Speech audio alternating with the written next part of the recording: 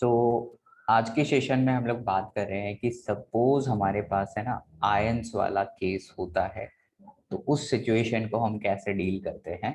ठीक है, तो सबसे पहला एक केस फ्रिक्वेंटली एग्जामिनर यूज करता है। ठीक है, वो केस हम कंसिडर कर ले रहे हैं। दैट इज, सी, आपको बस एक नोट याद रखनी है। नोट क्या है? Note is very simple. Ag plus, ठीक है, एजी प्लस ये एक आयन है। Ag plus ion, cation, I would say cation have strong affinity for halogens. जो हेलोजेंस होते हैं उनके प्रति जो Ag प्लस होता है वो बहुत ही ज्यादा स्ट्रॉन्ग एफिनिटी रखता है, यानी कि force of attraction will be very very strong over there. Now what is the meaning of this? देखो, जब भी ये हेलोजन क्या होते हैं ये तो मालूम ही होगा आपको। ये होते हैं FCl, Br एंड I। ये जो ग्रुप 17 वाले एलिमेंट्स है, स्पेसिफिकली नॉन मेटल्स, वो सारे हेलोजन के नाम से फेमस है, right.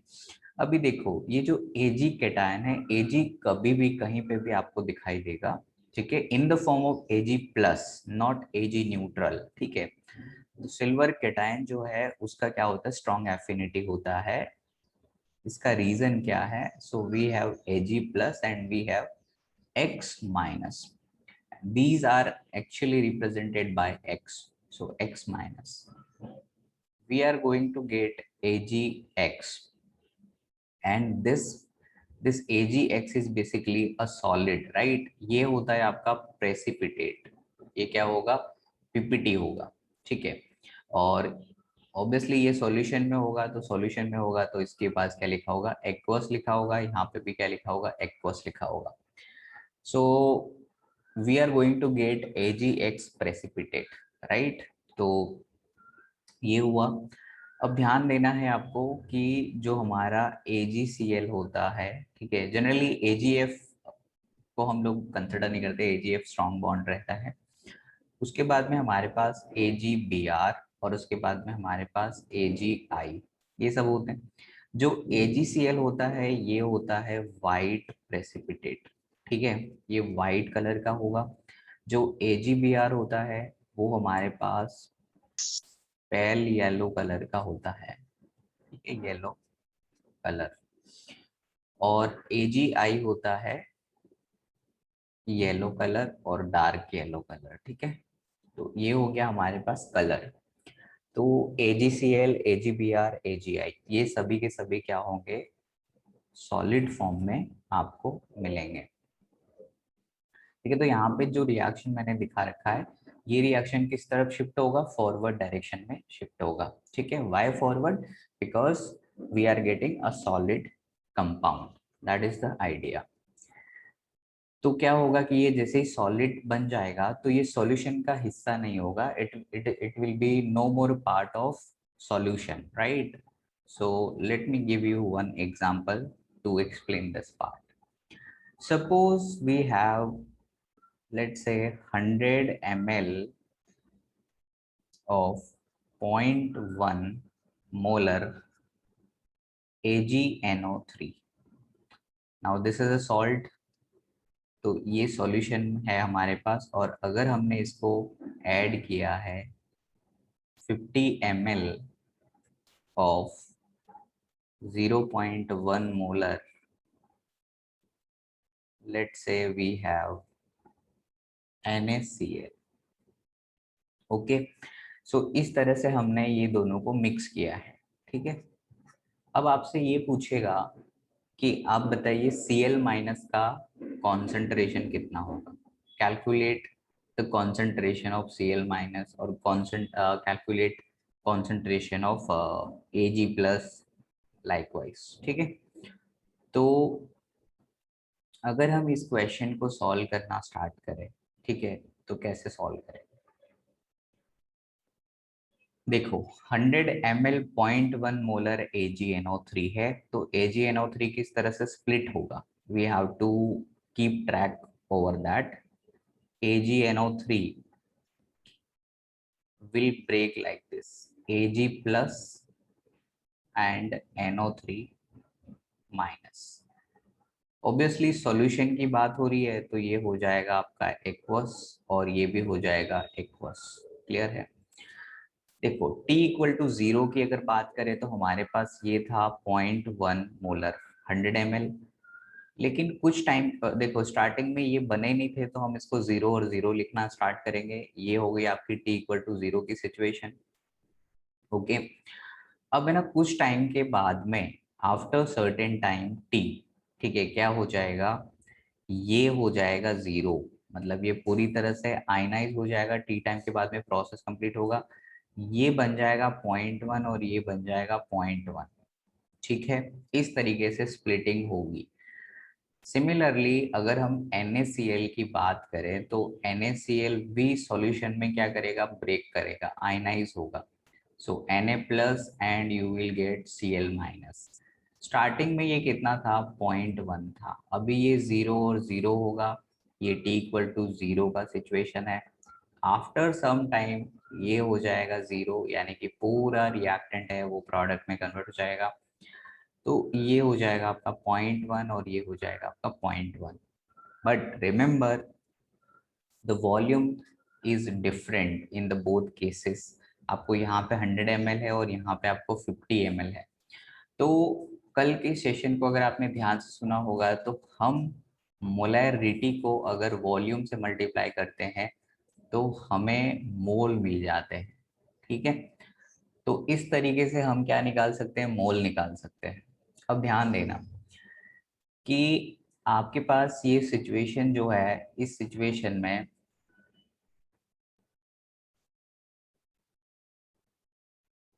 Late me add new page. देखिए over here we have like Ag plus, जो कि आपके पास कितना है, 0.1 मोलर और इसका वॉल्यूम कितना है, 100 ml। ठीक है, और मेरे पास NO3 माइनस भी है और उसका भी molarity is 0.1 and 100 ml volume है। Similarly you have Na plus और उसका जो मोलैरिटी है वो 0.1 मोलर है और साथ में वॉल्यूम कितना है, this time volume is 50 ml according to question. ठीक है, and we have Cl minus as well जो कि 0.1 मोलर और 50 ml है। अगर हम इनके मोल्स की बात करें तो इन दोनों का प्रोडक्ट निकालेंगे तो मोल्स आ जाएगा, तो ये हो जाएगा आपके पास में 10। इन दोनों का प्रोडक्ट निकालेंगे तो इसके मोल आ जाएंगे, ये भी हो जाएगा आपके पास 10। इन दोनों के मोल्स निकालेंगे, इनका प्रोडक्ट निकालेंगे, सो दिस विल बिकम 5। इन दोनों का प्रोडक्ट निकालेंगे, this is also going to be 5। Is that clear everyone? पता चल गया है इतना? अब ये सब है ना मिली मोल है, why, because volume is in terms of ml, therefore these are milli mole. ठीक है, तो ये सभी के सभी क्या होंगे, मिली मोल होंगे। ठीक है, तो ये हमारे मिली मोल हैं। This is how I am writing. अभी मैंने आपको थोड़ी देर पहले एक सिचुएशन समझाई थी कि जब भी Ag प्लस को Cl माइनस दिखेगा तो वो दोनों आपस में क्या करेंगे, सॉलिड बना लेंगे। तो यहाँ पे आप देख सकते हैं कि आपके पास Ag है, ठीक है, Ag प्लस है यहाँ पे, आराम से आपको दिख रहा है, और similarly you have Cl minus as well in the solution. तो ये दोनों आपस में कंबाइन करेंगे और क्या बना देंगे बताओ, ये बना देंगे AgCl का सॉलिड। ठीक है, अब ये AgCl का सॉलिड कितना बनाएंगे वो क्वेश्चन है। तो देखिए जो हमारी रिएक्शन होगी वो इस तरह की होगी कि Ag प्लस और Cl माइनस, इनका जो कोफिशिएंट होगा वो 1 1 होगा। यानी कि अगर ये 1 मोल होगा और ये भी 1 मोल होगा तो सामने ये कितना बन जाएगा, ये भी क्या बन जाएगा, 1 mole. Is that clear to everyone? Because the ratio is same, right? So 1 ratio 1 ratio 1, that is the combination, इस तरह से कॉम्बाइन होगा। तो यहाँ पे 5 मोल है, तो 5 मोल और वहां पे 10 है, तो only 5 millimole AgCl will form. So according to question, अगर हम चलें तो हमें क्या मिलेगा, 5 millimole of AgCl will form. ठीक है, और this is a solid, right. अगर ये सॉलिड है तो अब तो वो सॉल्यूशन का पार्ट नहीं रहा. Is that clear? I hope it is clear to everyone कि 5 मिलीमोल AgCl बनेगा और उसके बाद में Cl माइनस तो कंज्यूम हो गया completely. Cl minus is no more available in the solution. So अगर आपसे क्वेश्चन पूछे कि molarity of Cl minus is, you have to tell कि जीरो होगी because number of mole of Cl minus is no more available in the solution. वो तो solid state में चला गया, right. So that's why the molarity of Cl minus will be 0, right? Now let's try to figure out the molarity of Ag plus. अभी देखो Ag plus के 5 millimole तो use हो गए, लेकिन अभी भी 5 मिलीमोल तो बचे हुए. तो हमारे पास आ जाएगा molarity of Ag plus ion. ये कितना आएगा, तो ये आएगा, देखो मोल्स कितने बचे इसके, 5 मिलीमोल. और what will be the volume of the mixture, तो वॉल्यूम ऑफ मिक्सचर कितना होगा, यहाँ पे देखो 100 था और यहाँ पे कितना है 50, तो टोटल कितना होगा 150 होगा. ठीक है, तो इसको सॉल्व करने के बाद जो आंसर आएगा दैट इज 1/30. ये आ जाएगा मोल पर लीटर. ठीक है, तो ये आंसर आ गया हमारा मोलैरिटी ऑफ Ag प्लस का, right. Similarly you can calculate molarity of Na plus as well as molarity of NO3 minus. Okay, so NO3 minus का molarity कितना होगा, so NO3 minus जो solution में पड़ा हुआ है उसका 0.1 मोल है. ठीक है, थोड़ा नीचे करते हैं. देखिए molarity of NO3 minus, millimole total कितने उसके 10 हैं और वॉल्यूम टोटल कितना है 150. तो ये आंसर आ जाएगा. What will be Na plus, तो Na प्लस की वैल्यू जो आएगी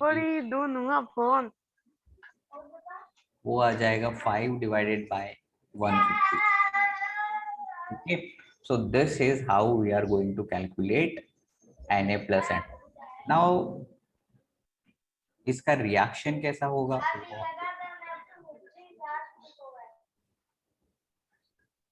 ये बात समझ में आ गई है सबको? Yes, sir. Yes, sir. अब देखो हमने रिएक्शन को इस तरह से लिखना होगा. We have AgNO3, we have NaCl. This will react together to form AgCl, which is a solid, and we have NaNO3, right? So this is how we have to write the equation. And see, this will be in aqueous form. These are in aqueous form. This is also in aqueous form. So whenever we have aqueous form, we have to write in the ionic form. ठीक है, ionic form में आपको लिखना होगा. ठीक है, this is how we are actually writing this thing. Na plus aqueous, Cl minus aqueous gives AgCl solid obviously. ये ion की फॉर्म में, and we have Na plus aqueous and NO3 minus aqueous. Okay, so this is the equation, ionic equation for the same chemical equation which is above. ठीक है, जो हमने लिखा हुआ है. ठीक है, so this is how we are writing. Now you have to solve one question. ठीक है, तो एक क्वेश्चन हम बना लेते हैं.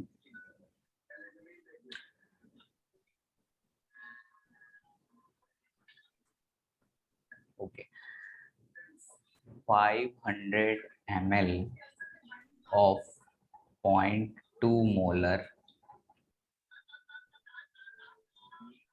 AgNO3 mixed with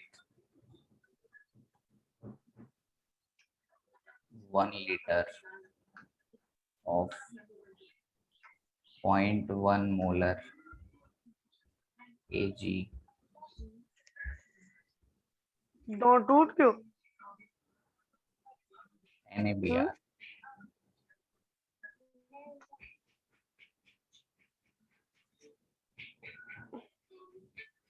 Calculate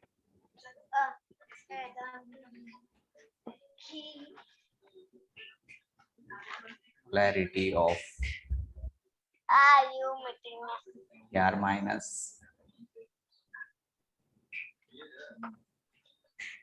Na plus नाम खुल्लू डोई के Ag plus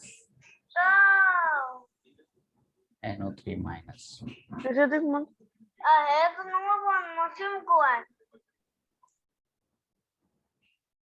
Okay, please solve this question.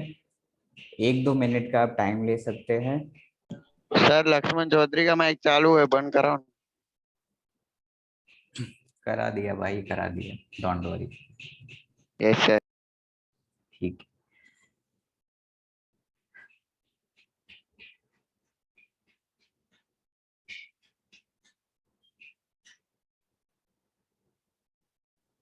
ठीक है, इसको सॉल्व करिए आराम से. जिस तरीके से मैंने आपको सिखाया है उसी तरीके से you have to follow the same steps.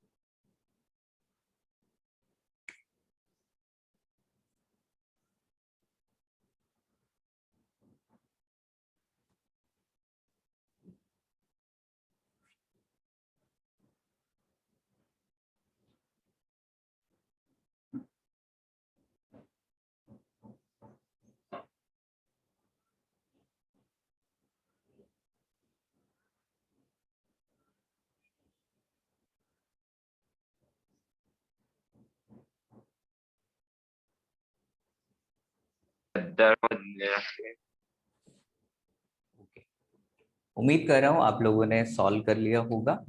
ठीक है, एटलीस्ट आप ट्राई कर सकते हैं.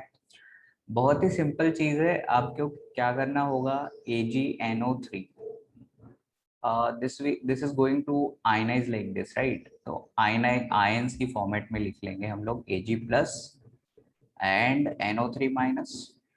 Now the volume is given over here, that is 500 ml और 0.2.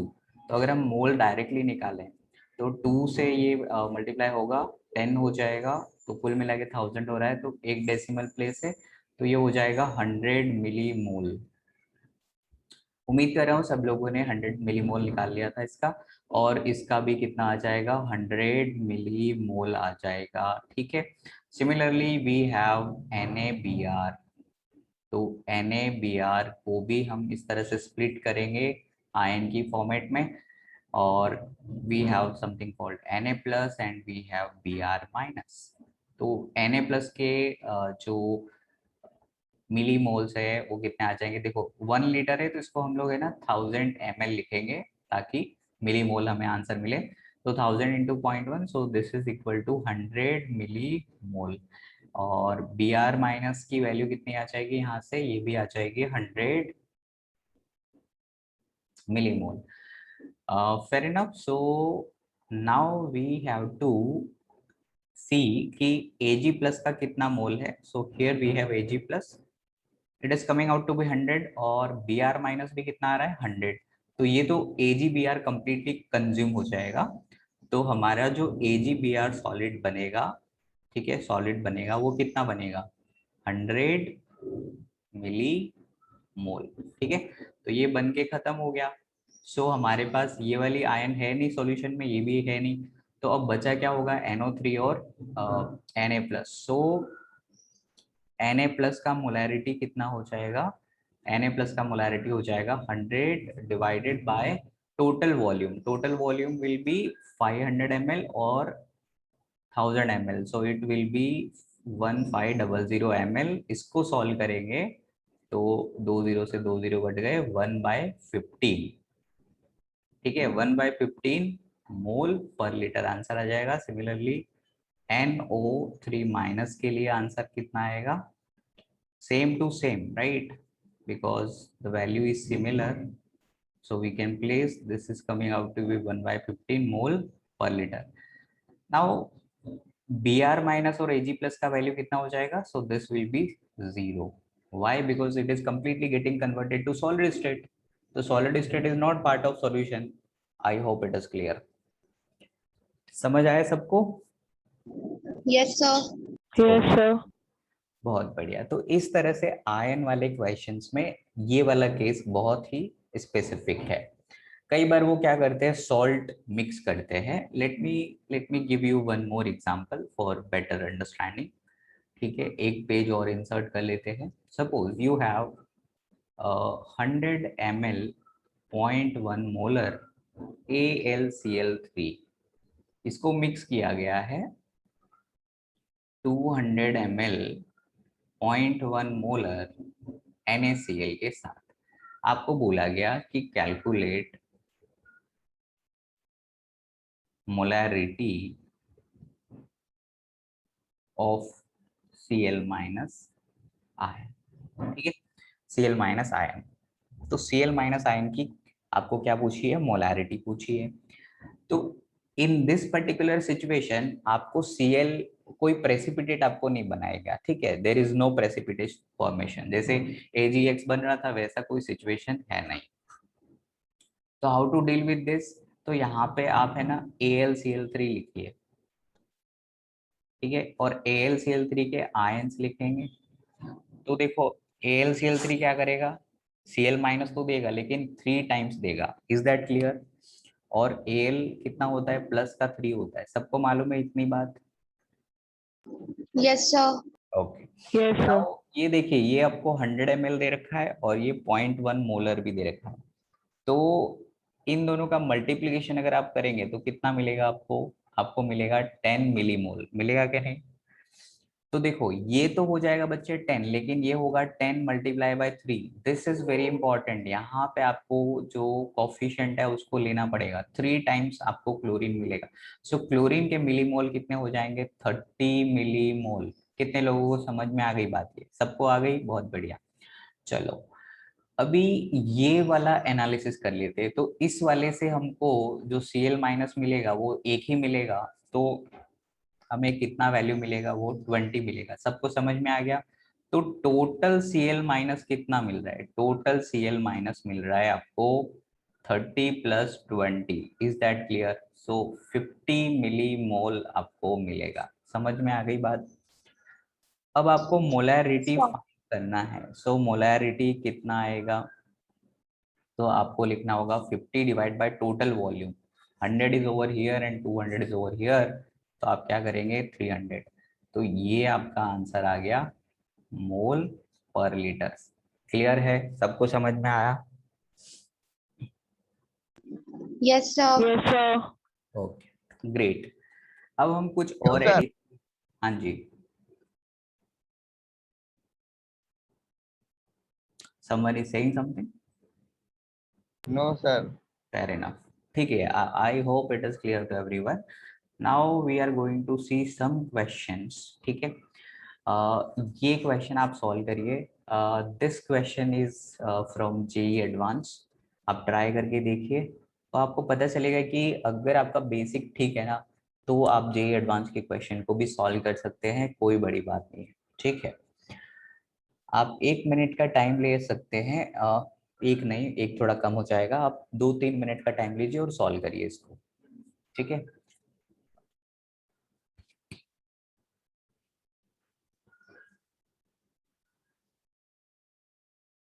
बीच बीच में मैं आपको ऐसे क्वेश्चंस करवाता रहूंगा, जिससे क्या होगा जो आपके प्रीवियस कॉन्सेप्ट्स हैं वो भी रिकॉल होते रहे। और revision is the key over year, है ना। हर बच्चे को बार बार चीजों को रिवाइज करना होता है ताकि हमारे दिमाग में वो चीजें है ना सब कॉन्शियस माइंड में चली जाए और हमें लॉन्ग रन में याद रहे वो, ठीक है। That is our primary motto. The question says the mole fraction of a solute in a solution is 0.1. Now आपके दिमाग में चमकना चाहिए कि ये मोल फ्रैक्शन क्या चीज है। क्या हमने इसको पढ़ा है? Yes.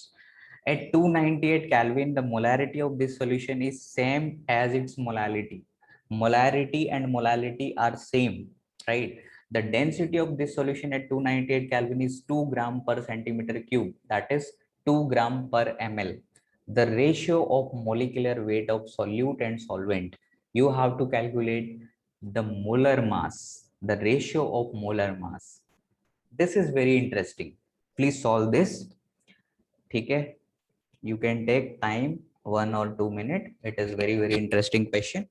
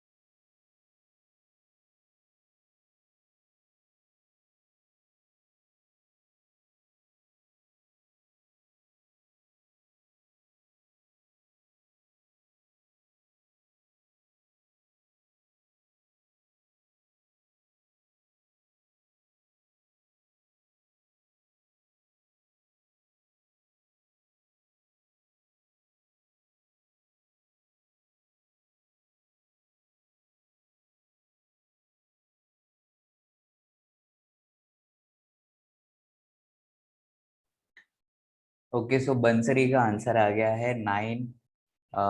उम्मीद करता हूँ वो आंसर सही निकले। एक्चुअली आंसर तो मुझे याद नहीं है बट आई विल सॉल्व कि हाँ क्या आएगा। 9 आंसर आ रहा है, तो सही आंसर होगा वो, आई होप।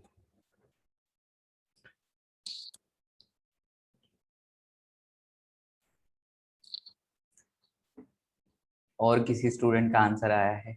चलो ट्राई करते हैं, बहुत ज़्यादा हमारे पास टाइम नहीं होता है, तो स्टार्ट करता हूँ मैं।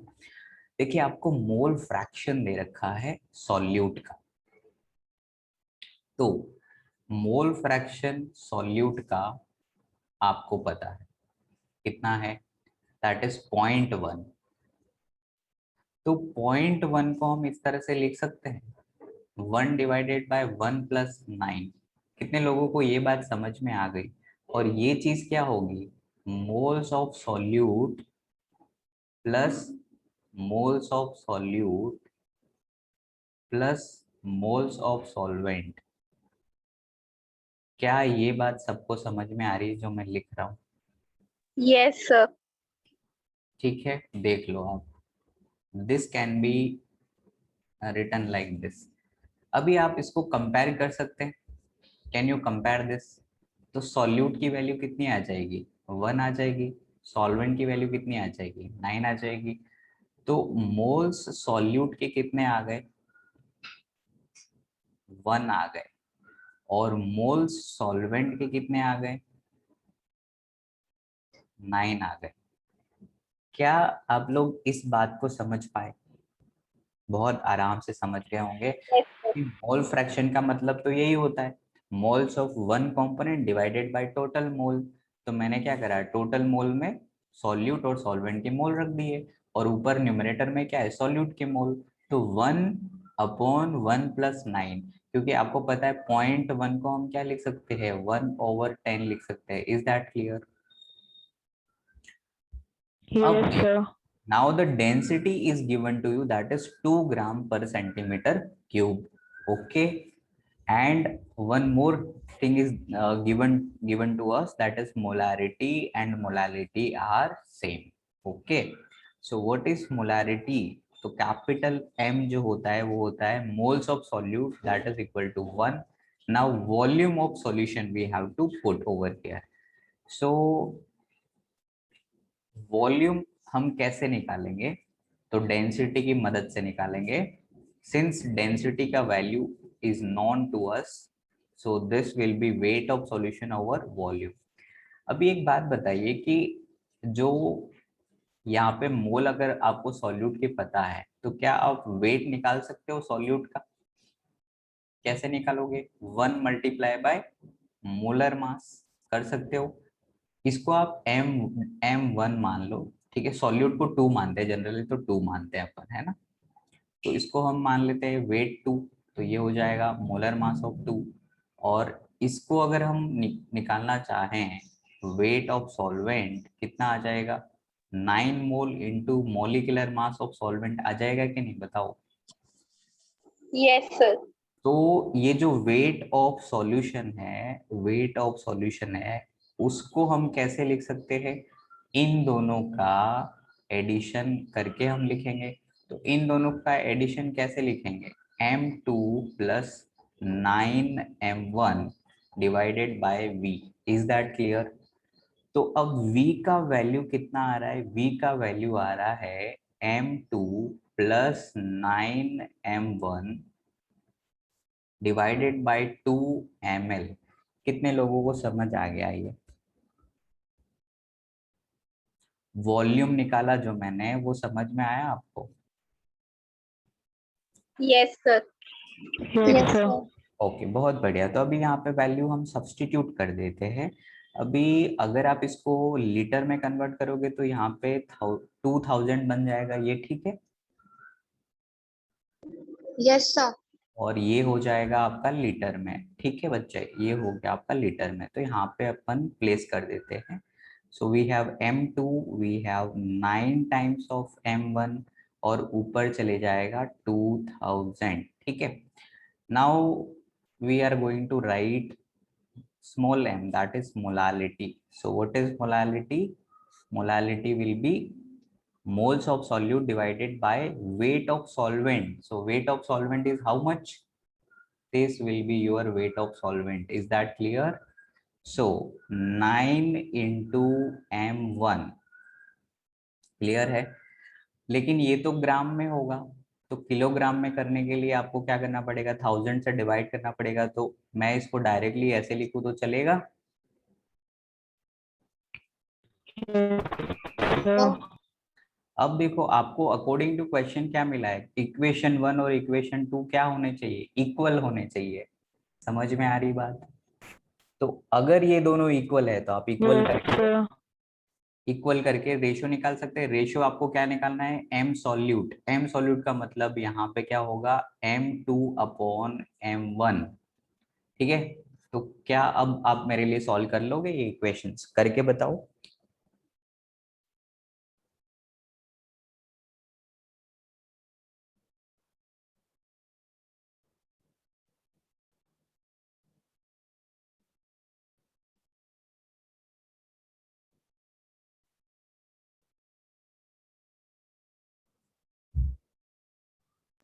Sir, M2 equals to 2.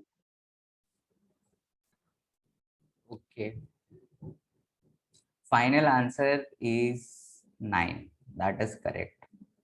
M2 over M1 आपको निकालना है. ठीक है, रेशियो निकालना है आपको. ठीक है, तो निकालिए.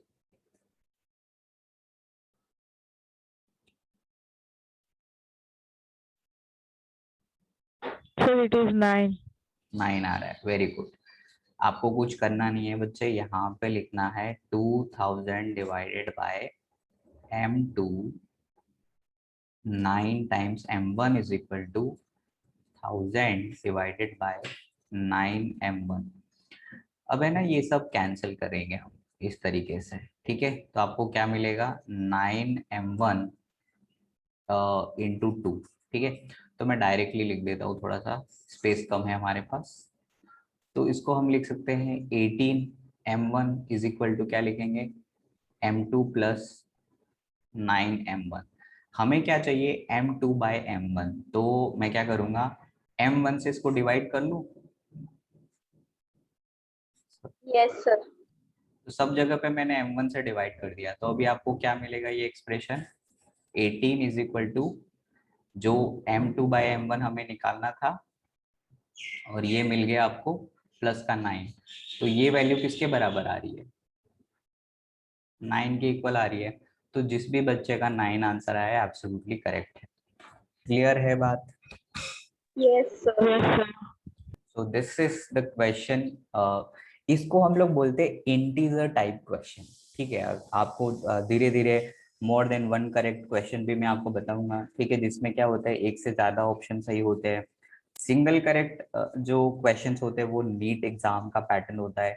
अगर आप इंजीनियरिंग के थोड़े से एडवांस लेवल पे जाएंगे तो वहाँ पे आपको इंटीजर टाइप, असर्शन रीजन, अलग अलग टाइप के मैट्रिक्सेस, पैसेज बेस्ड सारे टाइप के क्वेश्चंस वहाँ पे आपको मिलते हैं। ठीक है, सो धीरे धीरे हम लोग स्टेप बाय स्टेप आगे बढ़ेंगे, एकदम से जंप नहीं करेंगे। तो उम्मीद कर रहा हूँ ये क्वेश्चन आपको समझ में आ गया होगा।